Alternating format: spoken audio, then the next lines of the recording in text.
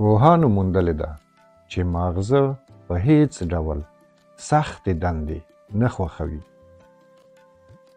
د نیوروبیولوژۍ څېړونکو 3 هغه شیان موندلي دي چې په مرسته یې سخت کارونه په یوه ساعتېرۍ بدلیږي.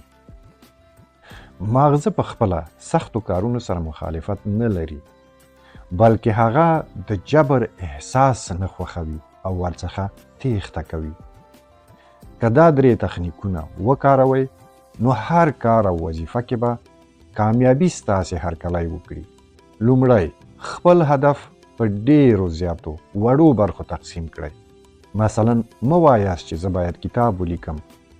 قلم او کاغذ را واخلئ او د هغه کتاب د لیکلو لپاره یوازې 1 یا 2 جملې ولیکئ. ماغزه د هر هغه شي سره موافقه کوي کوم چې دی نه تهدیدوي او پوهیږي چې په اسانۍ یې کولی شي. څېړونکي وایي چې کله انسان خپله وظیفه یا هدف په ډېرو وړو برخو وویشي نو د هغوی د کولو احتمال تر 80% پورې اوچتیږي. دا کار تاسې ته انرژي درکوي.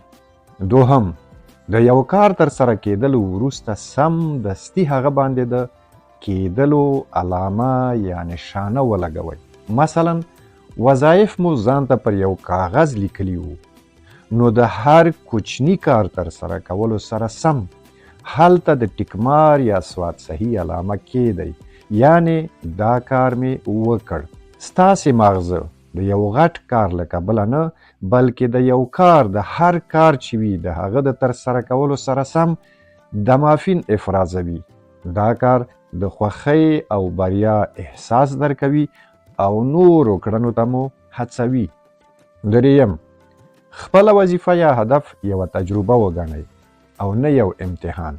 داسې نیت مه کوه چې زه باید دا کار په بهترین ډول تر سره کړم، بلکې نیت داسې وکړه چې زه دا کار کوم او ګورم چې څه کیږي.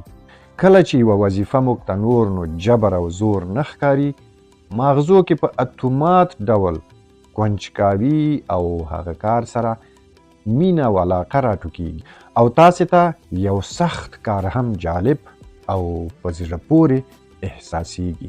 دا خبره یاده ساتئ.